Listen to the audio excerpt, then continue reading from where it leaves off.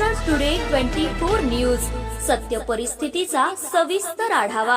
सत्ता कोणाच्या हाती, विजयाची पताका कोण फडकवणार, जनता कोणाच्या गळ्यात टाकणार विजयाची माळ, जनतेचं मत कोणाला, संपूर्ण महाराष्ट्रातील महानगरपालिकेतील संपूर्ण आढावा आपणासमोर पहा फक्त महाराष्ट्र टुडे मराठीवर।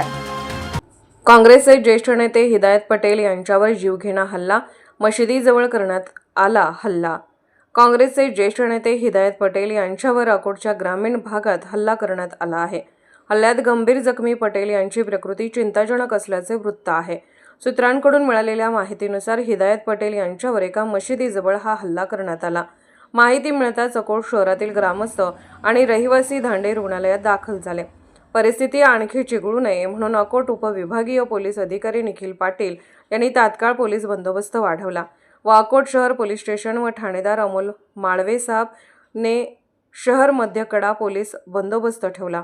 अकोट पोलीस उपनिरीक्षक बराते, पोलीस उपनिरीक्षक वैभव तायडे सहित police constable Shivshankar Digambar Gawade, RCP आणि पोलीस कर्मचाऱ्यांनी परिस्थिती आणखी चिघळू नये याची काळजी घेतली व शहरमध्ये काँग्रेस कार्यकर्त्याचे प्रमुख नेत्याने शांततेचे आवाहन केले।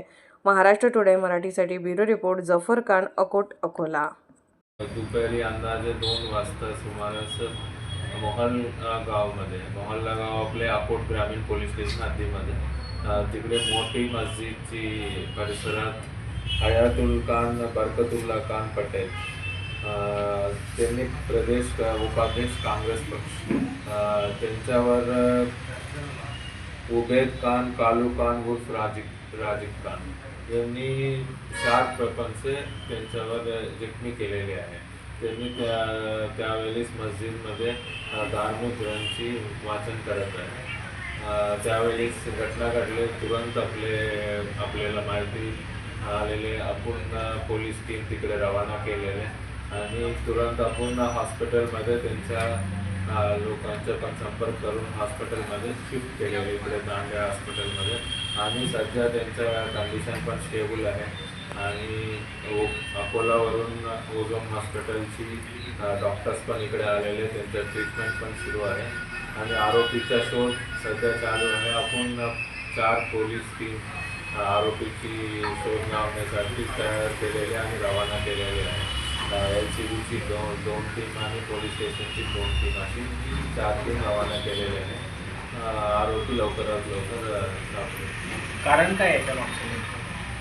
याच्या मागचं आपल्याला प्राथमिक माहिती अशी भेटली आहे की पूर्वीच्या वादमुळे झालेले म्हणून आपल्याला प्राथमिक माहिती भेटलेली आहे, परंतु आता चौकशी चालू आहे।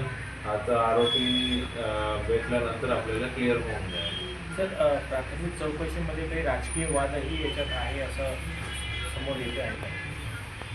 असं समोर 1-2 लोकांनी म्हटलं होतं, परंतु याच्यामध्ये क्लिअर नाही आहे। त्याच्यामुळे आपल्याला पूर्वीचा वाद म्हणजे आपल्या हिस्ट्री काढल्यानुसार आपण सांगितलं होतं पूर्वीची वाद अशी आहे म्हणून, खूप कौटुंबिक वाद आहे म्हणून। राजकीय अँगल आपण आरोपी भेटल्यानंतर आपल्याला क्लिअर होईल।